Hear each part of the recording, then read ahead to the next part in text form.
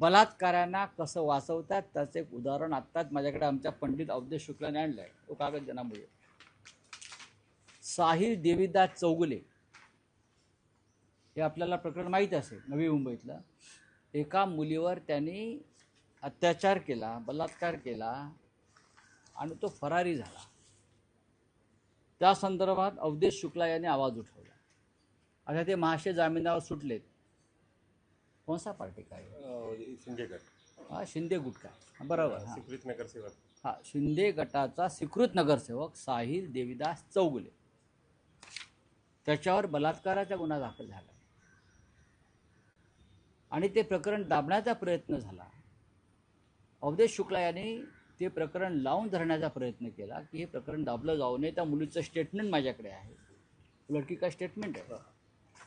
हाँ, महिला आयोग के पास सब जगह पर वो लड़की जा जाकर थक चुकी है, थकली आहे. आता ज्यांनी हे प्रकरण लावून धरलं आहे त्यांना रबाळे पोलीस स्टेशनचे वरिष्ठ पोलीस निरीक्षक बाळकृष्ण सावंत सतत नोटीस पाठवून बोलवतात, एक एक दिवस बसून ठेवतात. 4-5 हाँ, बिठा के रखते हैं और बाद में बोलते हैं उसके ऊपर बात मत करो, ये कागद वापस ले लो, नहीं तो मैं तुमको, नाहीतर मी तुम्हाला खोट्या प्रकरणात अडकवून तुरुंगात पाठवीन. हे कोण सांगतोय? रबाळे पोलीस स्टेशनचा वरिष्ठ पोलीस निरीक्षक बाळकृष्ण सावंत.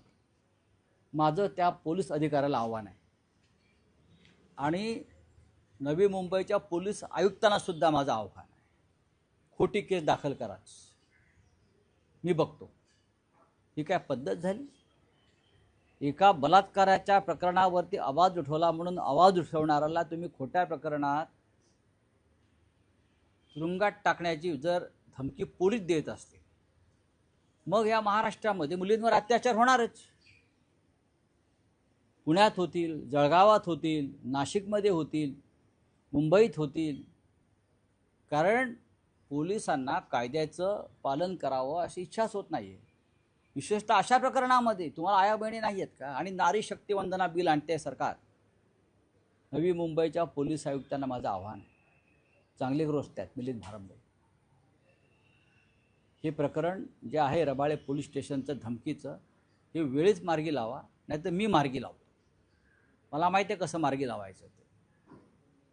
बलात्काराच्या प्रकरणांना पोलीस संरक्षण देता, कायद्याचं संरक्षण देता गुन्हेगारांना तुम्ही, बलात्कारांना का?